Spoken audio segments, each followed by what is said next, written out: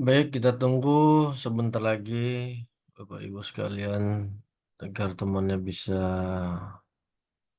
masuk.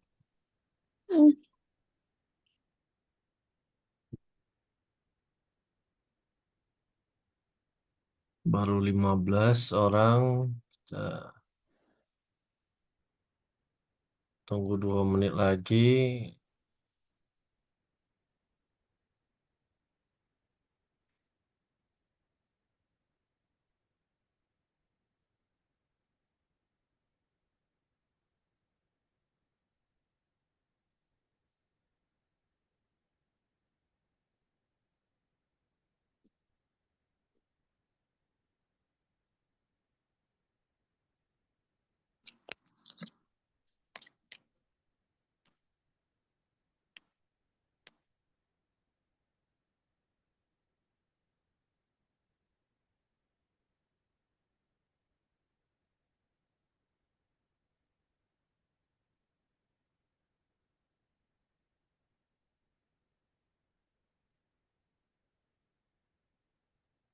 Baik, kita mulaikan. Selamat malam. Assalamualaikum warahmatullahi wabarakatuh. Assalamualaikum warahmatullahi wabarakatuh. Selamat malam Pak. Baik, Salam. ketemu lagi kita pada malam hari ini di pertemuan ke-13,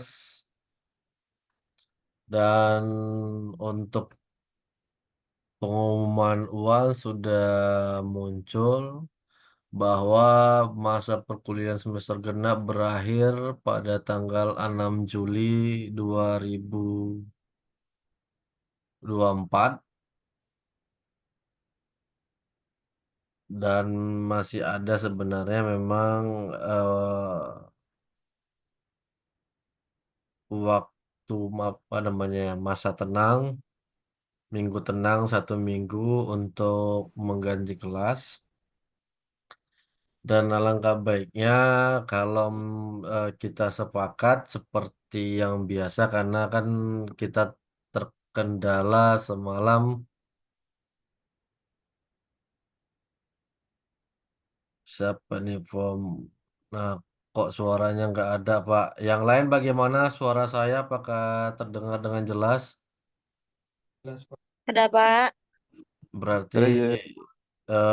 coba keluar dulu kalau seandainya menggunakan handphone. Coba keluar dulu, kemudian nanti pilih WiFi and apa dial call, biar suaranya muncul. Kalau menggunakan PC atau laptop sudah otomatis dia keluar. Nah, jadi kembali lagi, kalau seandainya kita sepakat di tanggal 2 minggu depan kita akhiri perkuliahan. Jadi kita mulai dari pukul 7 malam untuk perkuliahannya sampai eh, dua dua les lah pada tanggal 2. Jadi dua pertemuan di tanggal 2 itu setelah itu selesai. Pertemuan ke-14 dan ke-15. Nah, kalau semuanya sepakat, maka minggu depan kita padatkan untuk perkuliahan kita. Bagaimana untuk pendapatnya yang hadir pada hari ini?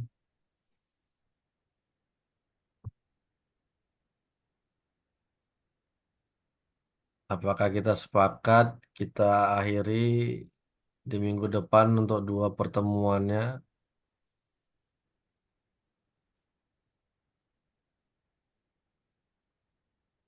Boleh, Pak.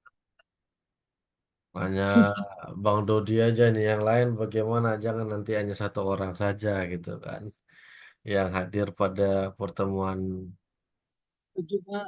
minggu depan. Ya silakan Lucky. Boleh, Pak. Setuju, Pak. Oke baik. Baik, jadi kalau memang hanya dua orang mewakili untuk semuanya, jadi minggu depan kita mulai perkuliahan dari pukul 19.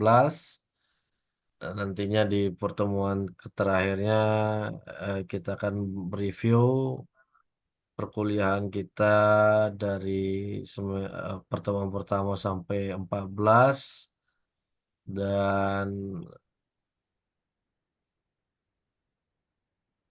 apa-apa saja kemungkinan nantinya yang akan muncul di UAS. Nah, pelaksanaan UAS kalau di pengumuman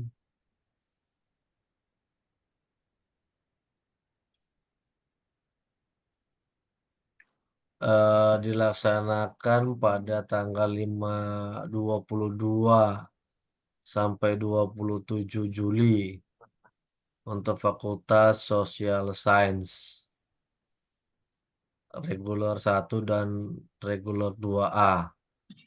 Jadi tanggal 22 untuk pelaksanaan UAS. Nah, mengingat kita non kelas, jadi untuk lembar jawabannya nantinya saudara upload di portal masing-masing di kantong tugas. Untuk soal bisa di bank soal, ya kan, dan nantinya itu yang menentukan kehadiran saudara. Jadi ujiannya saya belum tahu apakah saudara tatap muka, ya kan, atau sama dengan mata kuliah saya yang hukum acara. Kalau seandainya tatap muka, nah nantinya ya perwakilan untuk mencatat siapa saja yang hadir pada saat ujian, kemudian kirim ke saya karena untuk saya isi berita acara ujiannya.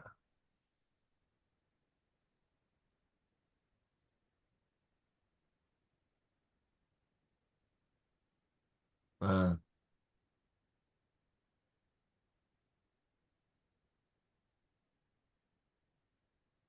jadi di sini kalau dia tatap muka, kalau dosennya tidak ada, tetap dilaksanakan tanpa ada pengawas. Seperti itu. Nah, jadi itu sekilas untuk pengumuman UAS kita. Ya, bagi yang belum menyelesaikan kewajiban-kewajibannya, silakan untuk disesuaikan supaya bisa mengikuti UAS agar nilainya tidak T. Seperti itu.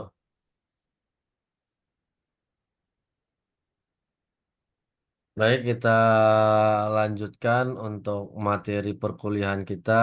Pada malam hari ini kita akan membahas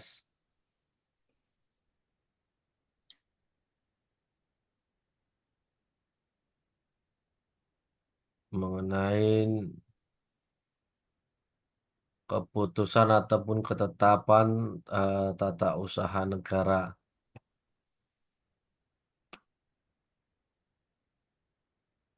Pertemuan sebelumnya kita membahas mengenai asas-asas umum pemerintahan yang baik, di mana jas itu menentukan seorang pejabat atau badan administrasi negara dalam bertindak harus sesuai dengan norma ataupun asas-asas pemerintahan yang baik. Apakah itu asas profesionalitas, kemudian transparansi dan sebagainya.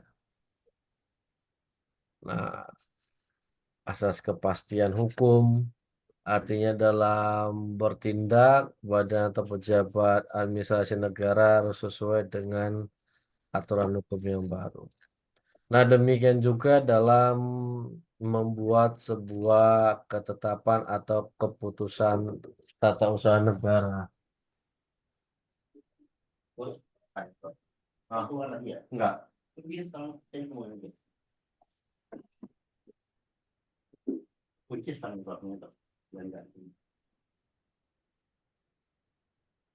Sebentar ya. Nah, jadi harus membuat keputusan tetap kepada aturan hukum yang berlaku. Nah, ketetapan di dalam administrasi negara ini pertama kali diperkenalkan di Belanda dengan nama Besiking oleh Van Vollenhoven dan C.W. van der Pis. Ya, oleh beberapa penulis seperti A.M. Donner dan lain-lain dianggap sebagai the father van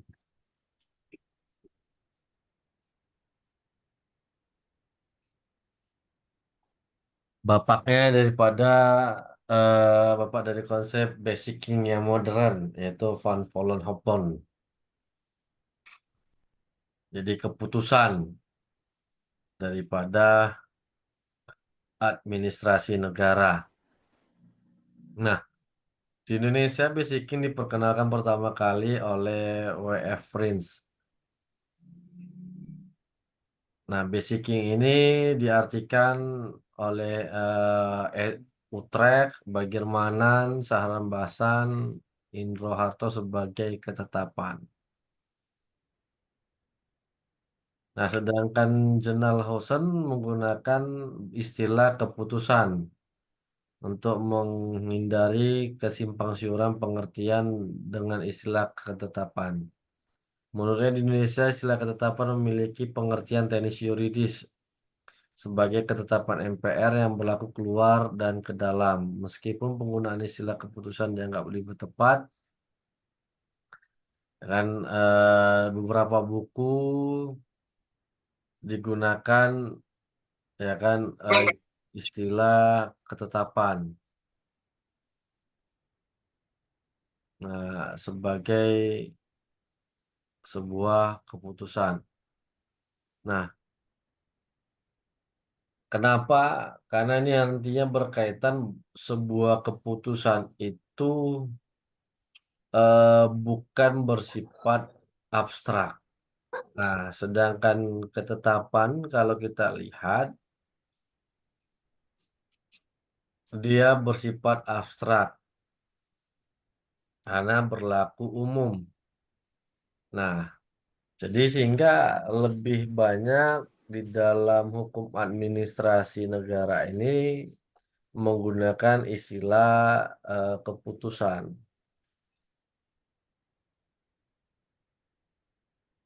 ya kan tidak ketetapan. Nah, sehingga diartikan ketetapan merupakan keputusan pemerintahan untuk hal yang bersifat konkret dan individual, tidak ditujukan untuk umum. Nah, penetapan administrasi merupakan bagian dari tindakan pemerintahan yang paling banyak muncul dan paling banyak dipelajari. Nah, inilah menunjukkan tadi seperti yang saya katakan bahwa akan ke fungsi dari ketetapan itu adalah tidak berlaku umum. Jadi harus konkret, harus jelas dan ditujukan kepada siapa ketetapan ini. Nah,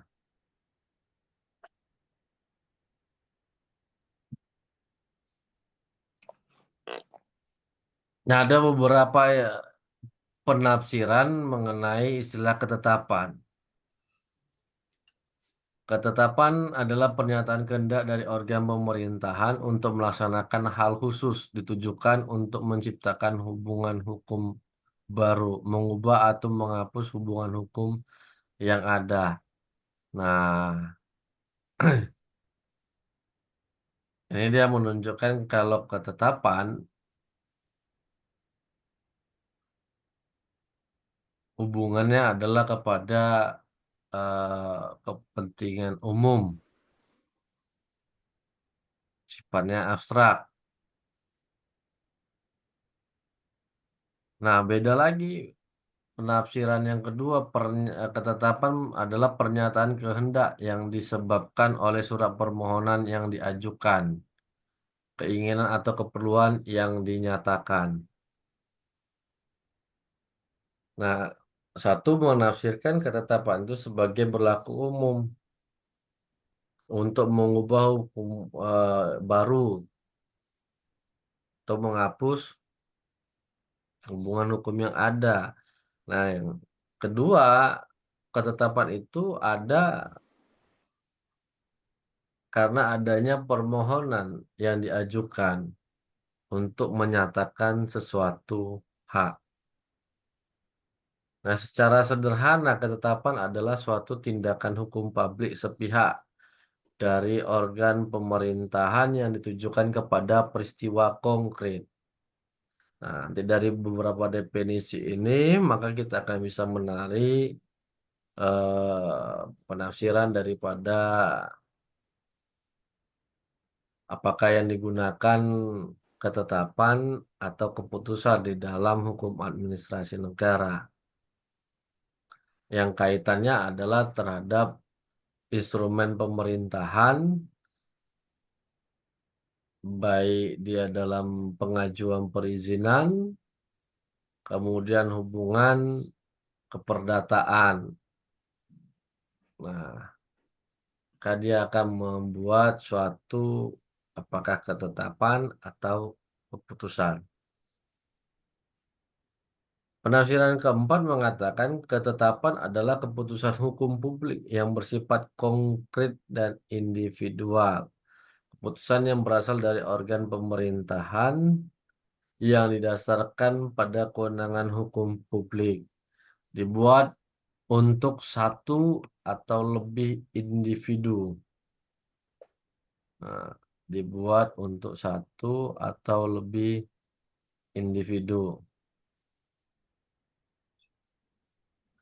Atau berkenaan dengan satu atau lebih perkara atau keadaan. Nah, keputusan itu memberikan suatu kewajiban pada seorang atau organisasi memberikan kewenangan atau hak kepada mereka. Kemudian secara umum ketetapan dapat diartikan keputusan yang berasal dari organ pemerintahan yang ditujukan untuk menimbulkan akibat hukum. Maksudnya adalah sebuah keputusan atau ketetapan ini berisi sebuah perintah kan gitu atau persetujuan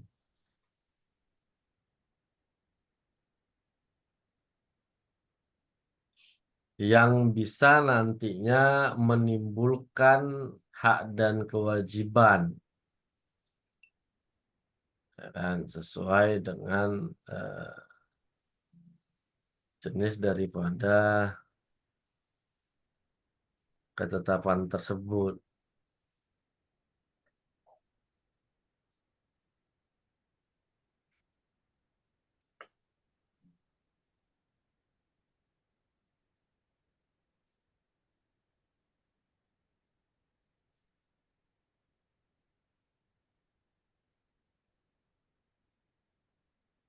Nah, kemudian ketetapan adalah perbuatan publik bersegi satu yang dilakukan oleh alat-alat pemerintahan berdasarkan suatu kekuasaan istimewa. Dan terakhir, ketetapan adalah suatu tindakan hukum yang bersifat sepihak dalam bidang pemerintahan yang dilakukan oleh suatu badan pemerintah berdasarkan wewenang yang luar biasa. Nah, artinya pernyataan kehendak ini lahir dari keinginan si eh, badan atau pejabat tata usaha negara.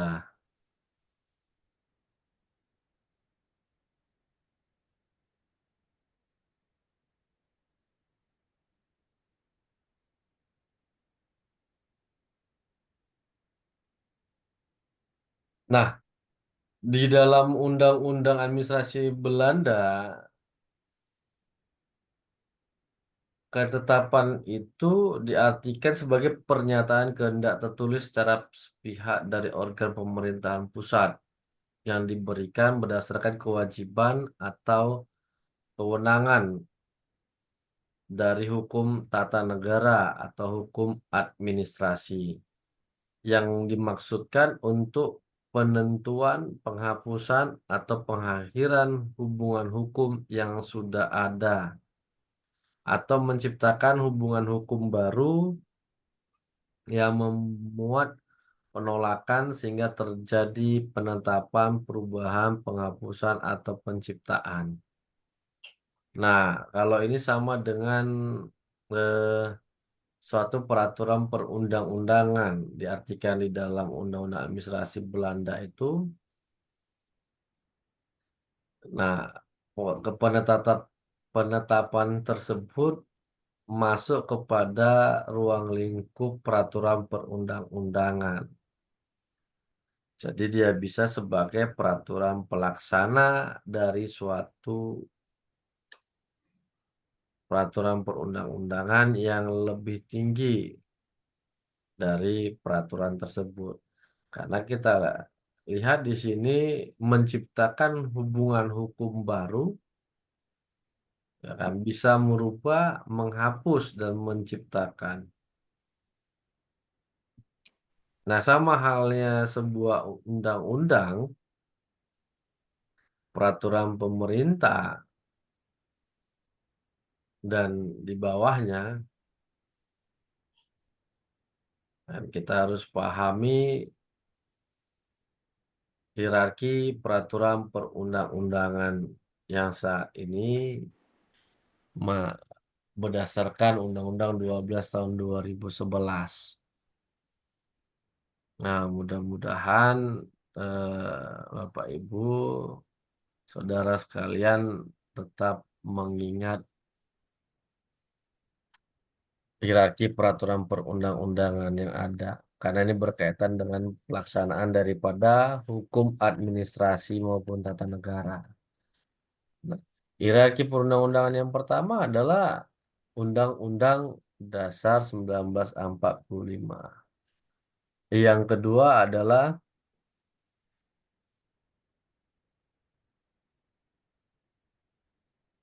apa, ayo?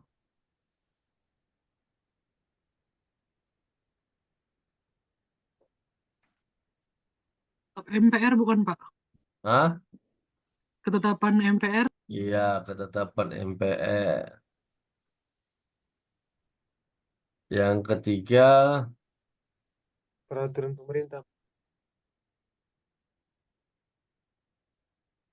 apa?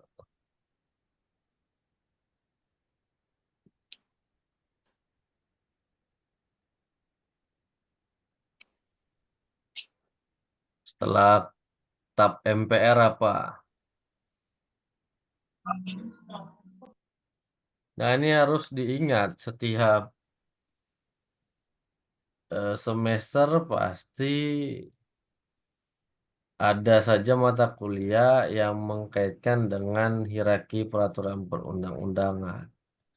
Nah, bagaimana saudara ketika nantinya selesai sebagai seorang sarjana hukum, ya kan, ketika bekerja misalnya di instansi pemerintahan, ya kan, lembaga negara, tidak memahami dasar hukum di Indonesia, hukum formalnya. Nah, yang ketiga adalah apa, Luki? Luki ini yang berkecimpung nih di pengadilan negeri. Peraturan pemerintah. Nah, Waduh. Peraturan pemerintah Pak. Undang-undang nggak Dia boleh bukan. dilompat-lompati, dia harus berurut hierarki, undang-undang hierarki. TAP MPR. Undang-undang bukan? Yang pertama tadi Undang-Undang Dasar 1945, 45. yang kedua ketetapan TAP MPR. MPR, yang ketiga Perpu, Pak. kurang lengkap. Undang-undang Peraturan Pemerintah Pengganti Undang-Undang atau PPU. Nah, undang-undang atau peraturan pemerintah pengganti undang-undang. Dia disetarakan Perpu dengan undang-undang, makanya dia bahasanya undang-undang garis miring peraturan pemerintah pengganti undang-undang. Nah, jadi harus tahu juga kapan Perpu itu, ya kan, bisa setara dengan undang-undang. Nah, ya contohnya adalah undang yang terbaru, Undang-Undang Cipta Kerja. Jadi Perpu itu lahir berdasarkan hak prerogatif presiden karena adanya ihwal yang sangat mendesak. Bagaimana menentukan kategori mendesak itu hanya presiden dan bawahannya yang mengetahui.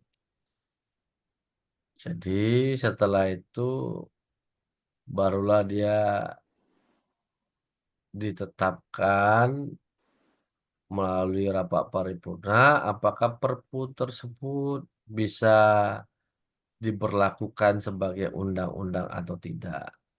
Ketika diberlakukan maka akan lahirlah undang-undangnya seperti Undang-Undang Cipta Kerja, Undang-Undang Nomor 6 Tahun 2023 tentang penetapan peraturan pemerintah pengganti undang-undang,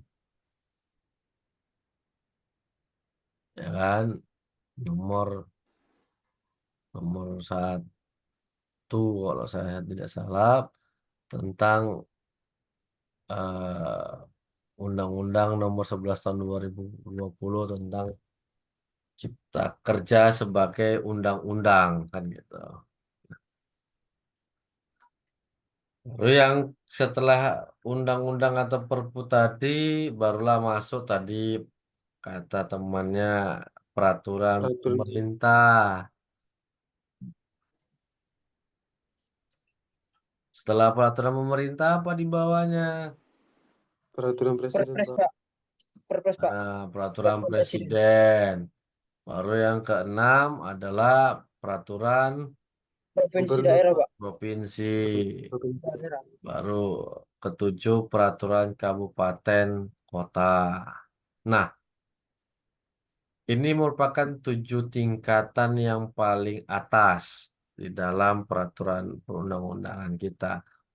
Di luar itu, di pasal selanjutnya, ya kan, selain eh, hierarki peraturan perundang-undangan, yang 7 tadi ada peraturan-peraturan lainnya yang setingkat, akan tetapi posisinya tetap di bawah daripada 7 peraturan perundang-undangan tersebut.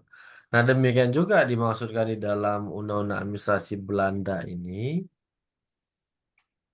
setiap badan atau pejabat atau usaha negara itu bisa membuat satu penetapan yang bisa mengubah, ya kan, sesuatu peraturan, ya seperti peraturan menteri, pernah kita dengar, kemudian seperti di Mahkamah Agung ada peraturan Mahkamah Agung, di kepolisian ada peraturan Kapolri yang setiap tahun ya itu bisa berubah. Nah, ini diartikan bisa jadi sebagai penetapan, ya kan, karena sifatnya adalah merubah, menghapus atau menciptakan. Nah, berdasarkan Undang-Undang Administrasi Belanda tersebut, bahwa unsur daripada sebuah ketetapan atau keputusan itu, yang pertama adalah suatu pernyataan kehendak tertulis, diberikan berdasarkan kewajiban atau kewenangan dari hukum tata negara atau hukum administrasi negara. Yang ketiga bersifat sepihak. Nah, seperti yang sudah pernah saya sampaikan bahwa ya instrumen pemerintah secara publik adalah sifatnya sepihak dengan tujuan untuk kepentingan umum. Keempat, mengecualikan keputusan yang bersifat umum. Dimaksudkan untuk penentuan, penghapusan, atau pengaliran hubungan hukum yang sudah ada atau menciptakan hubungan hukum baru yang memuat penolakan sehingga terjadi penetapan, perubahan, penghapusan, atau penciptaan. Nah, seperti merubah hubungan hukum yang sudah ada, misalnya kan, atau nah contoh dalam sebuah penetapannya itu atau keputusannya eh,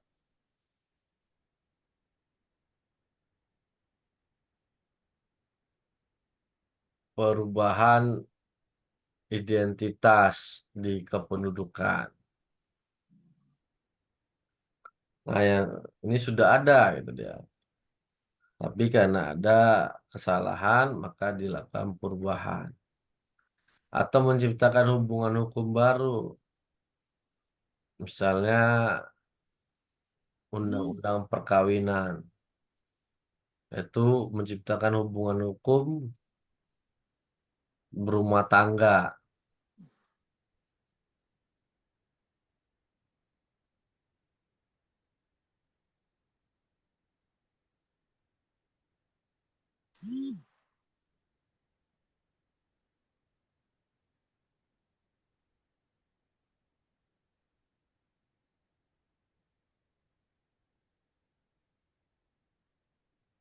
Nah, kemudian berasal dari organ pemerintahan. Jadi yang menerbitkan itu adalah organ pemerintahan sesuai dengan tingkatan yang diatur oleh undang-undang. Di dalam undang-undang kita, keputusan ketetapan itu digunakan dengan bahasa keputusan, yaitu dalam Undang-Undang Peradilan Tata Usaha Negara, Undang-Undang Nomor 5 Tahun 1986. Nah, dengan nama Keputusan Tata Usaha Negara. Nah, bukan digunakan bahasa ketetapan, tapi Indonesia menggunakan kata ketetapan yang diartikan di dalam pasal 1 angka 3-nya, yaitu suatu penetapan tertulis yang dikeluarkan oleh badan atau pejabat tata usaha negara yang berdasarkan peraturan perundang-undangan yang berlaku,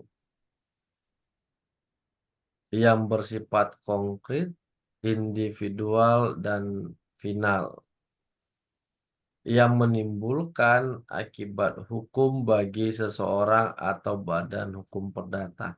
Nah, inilah sama dengan penafsiran dalam Undang-Undang Administrasi Belanda tadi. Menimbulkan akibat hukum ini bisa merubah sesuatu, atau bisa menghapus sesuatu, atau bisa menciptakan sesuatu. Nah, dari definisi tersebut bisa kita tarik 6 unsur daripada sebuah keputusan tata usaha negara. Yang pertama adalah keputusan tata usaha negara itu merupakan penetapan tertulis. Yang kedua, dikeluarkan oleh badan atau pejabat tata usaha negara. Ketiga, berdasarkan peraturan perundang-undangan yang berlaku, artinya dalam menerbitkan keputusan tata usaha negara ini ada syarat material dan formilnya. Ada sebuah belangkonya. Ada sebuah sistematika penulisannya.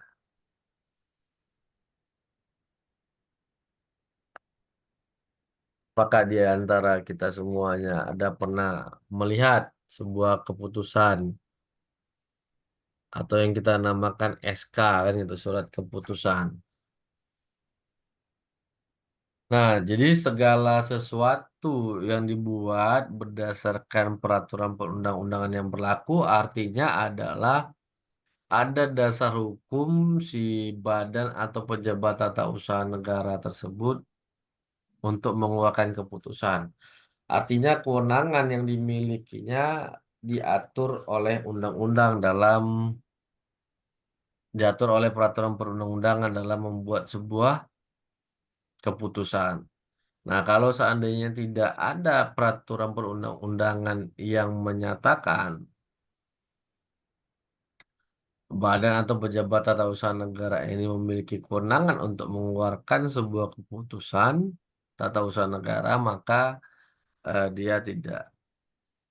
produk yang dilahirkannya bukan merupakan keputusan tata usaha negara. Yang keempat, unsur dari keputusan tata usaha negara adalah bersifat konkret, individual, dan final.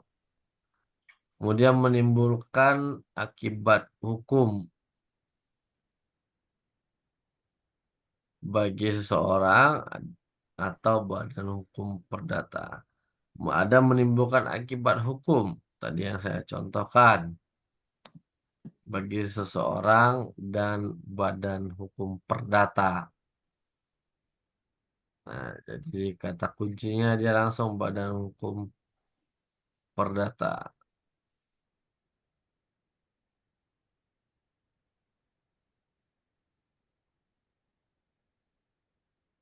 Nah, apa saja unsur-unsur dari sebuah ketetapan? Hampir sama kalau saya lihatnya dikurang.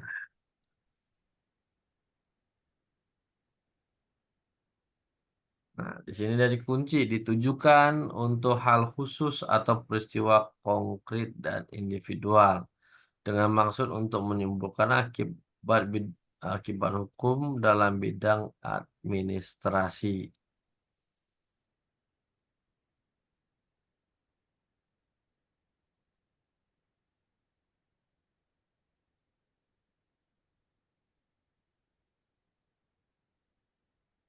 Nah, kalau kita artikan dari uns- lim- 5 unsur ini, maka pernyataan kehendak sepihak itu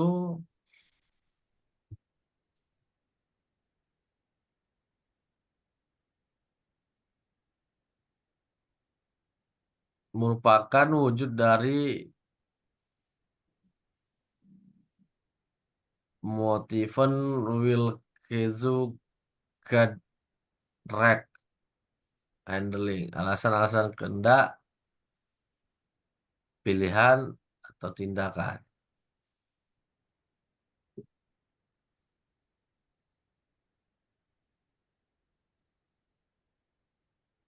Nah, kenapa? Karena tindakan hukum publik selalu bersifat sepihak. Ya kan? Nah, tidak bisa pemohon apa namanya? Mengintervensi, ya kan, supaya mengeluarkan sesuai dengan yang diinginkan oleh si individu tadi. Kenapa? Karena inisiatif sepenuhnya ada pada pihak pemerintah. Nah, bukan berdasarkan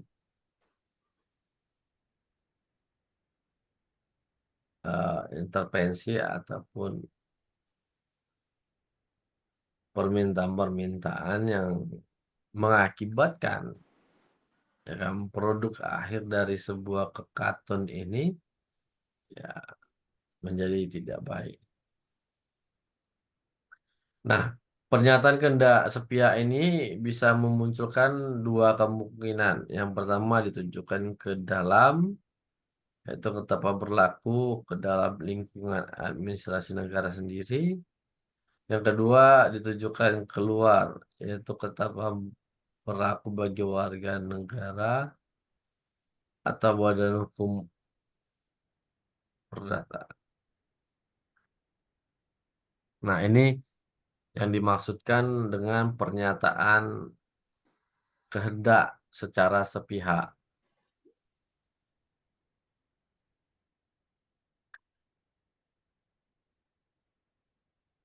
Berdasarkan penjelasan pasal 1 angka 3, penetapan tertulis menunjuk pada isi dan bukan pada bentuk keputusan yang dikeluarkan badan atau pejabat tun. Keputusan itu memang diharuskan tertulis, tetapi yang disyaratkan tertulis bukan bentuk formatnya seperti surat keputusan pengangkatan dan sebagainya. Pernyataan tertulis diharuskan untuk kemudahan segi pembuktian.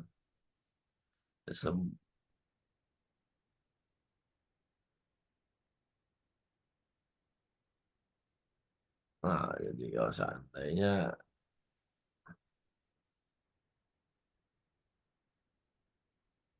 karena itu sebuah memo atau nota dapat memenuhi syarat tertulis tersebut dan akan merupakan keputusan badan atau pejabat tun menurut undang-undang apabila sudah jelas badan atau pejabat tun yang mengeluarkan maksud serta mengenai hal apa isi tulisan itu, kepada siapa tulisan itu ditujukan, dan apa yang ditetapkan di dalamnya. Nah, jadi si ini ya harus dengan cermat. Nah, jika ya saudara pernah melihat sebuah keputusan, yang pertama ada kop suratnya, yang kedua judulnya, kemudian nomornya, kemudian identitasnya, kan gitu. Apa? Sorry. Kemudian adalah pertimbangannya, menimbang. Dan menimbang inilah alasan-alasan kenapa diterbitkannya keputusan tata usaha negara tersebut.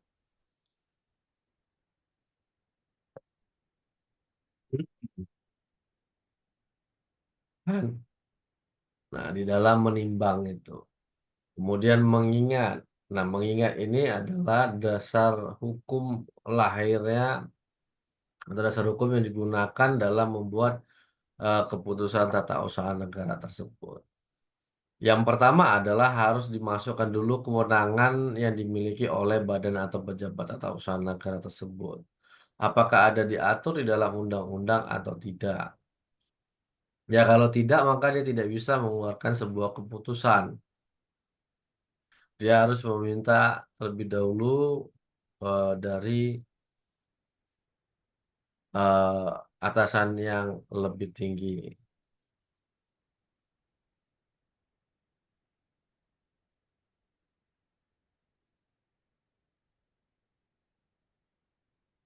Kemudian dikeluarkan oleh pemerintah.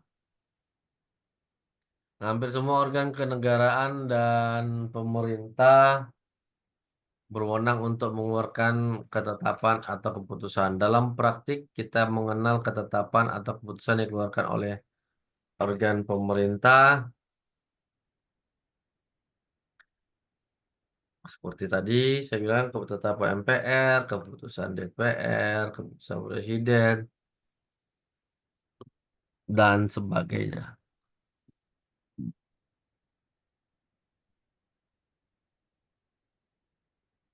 Nah, ketetapan yang dibatasi pada ketetapan yang dikeluarkan oleh pemerintah yang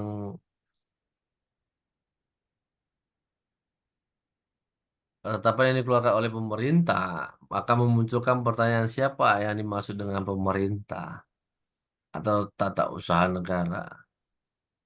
Maka undang-undang Petun mengatakan bahwa tata usaha negara ada administrasi yang melaksanakan fungsi untuk menyelenggarakan urusan pemerintahan baik di daerah maupun di pusat.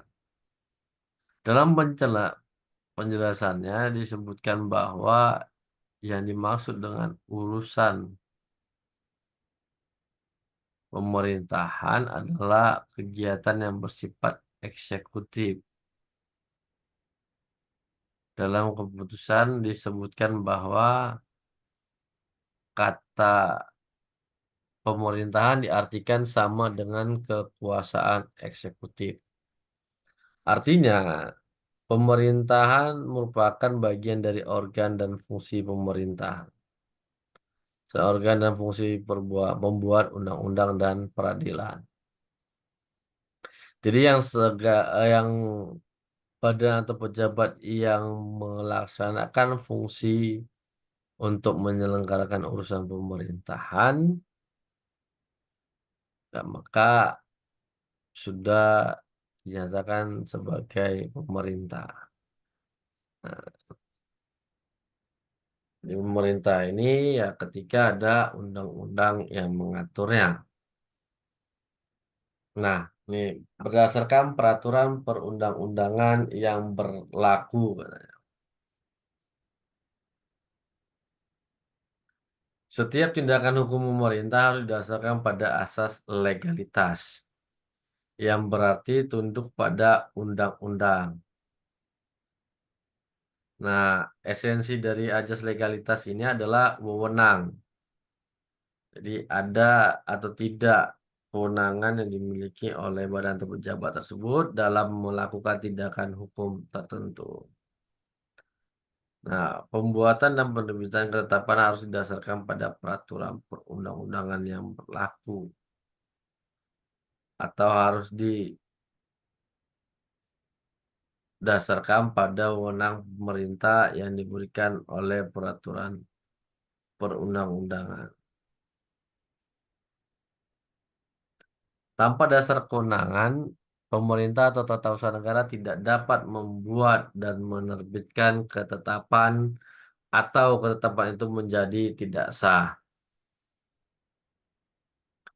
Nah, dalam membuat kewenangan itu bisa dengan 3 cara, yaitu seperti yang sudah kita jelaskan pada pertemuan sebelum-sebelumnya, atribusi, delegasi, dan mandat. Nah, yang paling penting dalam sebuah keputusan ini adalah 3 unsur ini, konkret, individual, dan final. Setiap keputusan tata usaha negara wajib ya kan, sifatnya konkret, individual, dan final. Konkret berarti objek yang diputuskan tidak abstrak, tetapi berwujud atau dapat ditentukan. Misalnya keputusan mengenai rumah si A, izin usaha, dan sebagainya. Nah, individual diartikan sebagai katun tidak ditujukan untuk umum, tetapi tertentu baik alamat maupun hal yang dituju sudah diketahui sebelumnya. Apabila yang dituju itu lebih dari seorang, tiap-tiap nama orang yang terkena ketetapan itu disebutkan. Misalnya ketetapan tentang pembuatan atau pelebaran jalan. Nah, final diartikan sebagai final berarti sudah definitif dan dapat menimbulkan akibat hukum. Nah, ketetapan yang masih memerlukan persetujuan instansi atasan atau instansi lain belum bersifat final sehingga belum dapat menimbulkan suatu hak atau kewajiban pada pihak yang bersangkutan. Jadi ketiga unsur ini baru sesuatu yang diterbitkan merupakan keputusan tata usaha negara. Nah, menimbulkan akibat hukum ini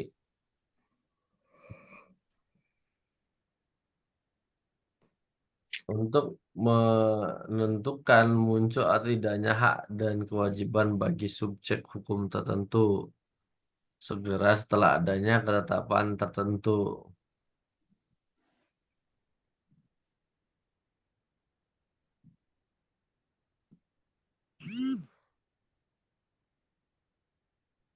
Nah, itu contoh misalnya pengangkatan atau pemberhentian seseorang sebagai pegawai negeri sipil. Nah, seperti contoh pengangkatan menimbulkan akibat hukum berupa lahirnya hak, ya kan? Hak dan kewajiban bagi ASN yang sebelum tidak ada menjadi ada.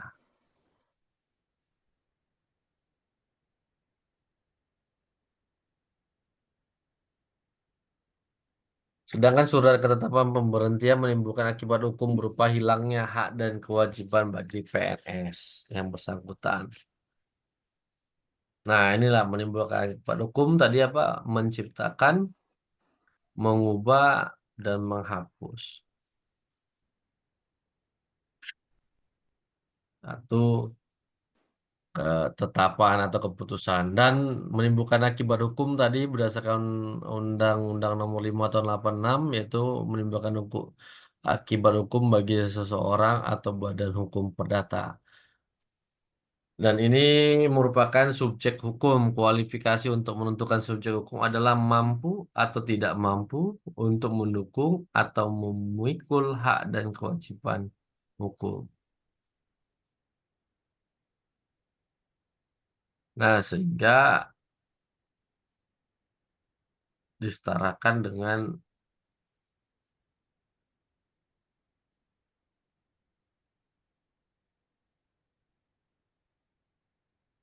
jadi seseorang atau badan hukum kualifikasi untuk menentukan subjek hukum adalah mampu atau tidak mampu untuk mendukung atau memikul hak dan kewajiban hukum. Berdasarkan hukum kedataan seorang atau badan hukum yang dinyatakan tidak mampu, misalnya orang yang dalam pengampuan, kemudian perusahaan pilot, tetap dapat dikualifikasi sebagai subjek hukum. Kenapa?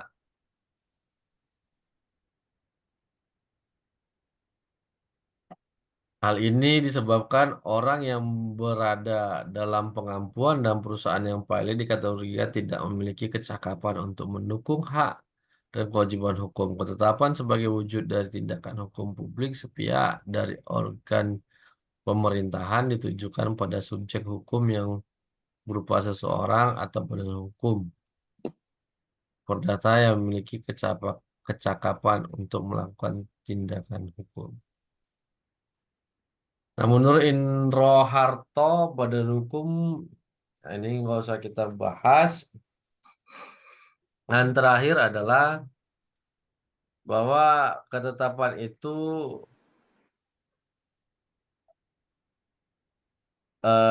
dibuat di dalam dengan bentuk formatnya dan isinya harus jelas, ya kan? Maka dibuat ada menetapkan, memutuskan ke satu, kedua, ketiga kan gitu. Nah, inilah untuk menunjukkan bahwa pernyataan tertulis itu bukan berdasarkan kemauan daripada si badan atau pejabat atau usaha negara tersebut, tetapi harus benar-benar ada aturan hukum yang mengaturnya. Nah, baik, sebelumnya kita jawab kalau memang ada nantinya, saya absen dulu. Kita tidak larut malam. Adelia Fitri Wijaya sambil dilihat di temannya kalau ada di ruang Zoom-nya walaupun tidak dengar ya disampaikan biar tetap bisa saya absen. Aditya Rizky, Hadir, Pak. oke, Pak, saya hadir Pak. Adelia Fitri Wijaya. oke. Angga Prayoga, Hadir, Pak. Anggi, Anggraini Manik, Hadir Pak. Az-Zahira, Hadir Pak. Bet Sida, Hadir, Pak. Cici Widya Tamara,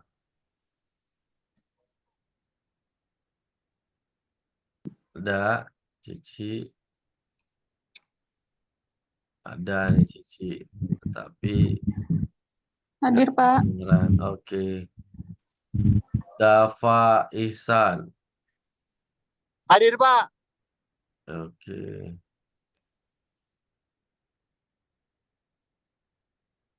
Dinsa Kiki Lumanggaol, Hadir, Pak. Dini Rizkita, Hadir Pak. Dodi Tarigan, Adil, Hadir, Pak. Erwin Daniel, Pak Erwin, ada Erwin. Di grup izin, Pak. Tadi dia izin, Pak. Oh, izin ya di grup ya. Oke, oke. Kemudian Fani, Diva, Hadir, Pak.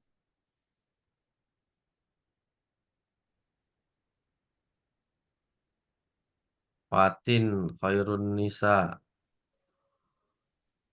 Hadir, Pak.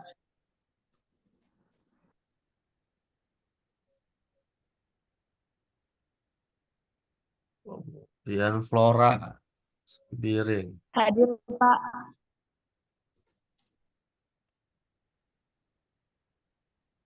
Francisca,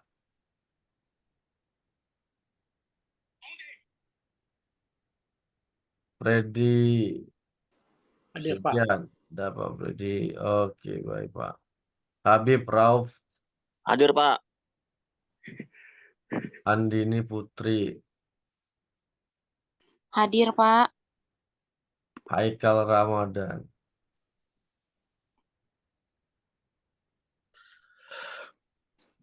ada Haikal, ada Intan Wahyuni, Pak. Kezia, Hadir, Pak.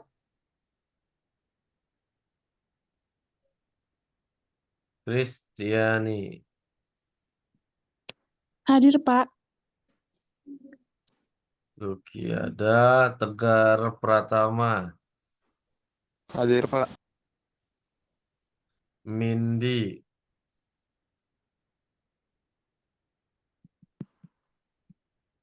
Alia Amanda, Hadir, Pak. Putro Notonegoro, Fernando Situmea,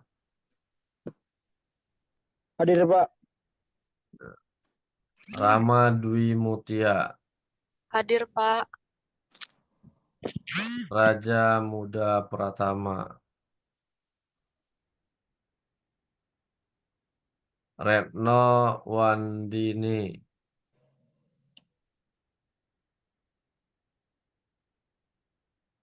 Ricky Andika,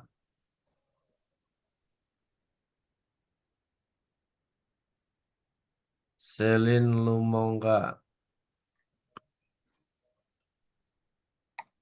ada Selin Lumongga, ada Tasya, Hadir, Pak. Taufik, Pendaroni, Hadir, Pak.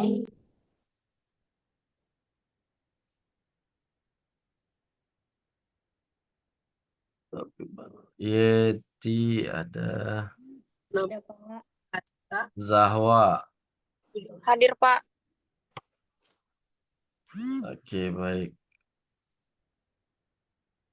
Alhamdulillah banyak yang hadir pada pertemuan malam ini. Baik, Bapak Ibu sekalian, saudara-saudari sih, apakah ada yang mau kita diskusikan? Waktu sudah menunjukkan 21.35. Izin, Pak. Selin hadir, Pak. Selin ya, sebentar, saya absen lagi ulang. Selin, oke. Jadi silakan nanti yang belum terpanggil ataupun tidak dengar tetapi hadir di dalam ruang Zoom ini disampaikan aja nantinya melalui chat di grup. Nanti akan saya absen ulang untuk kehadirannya.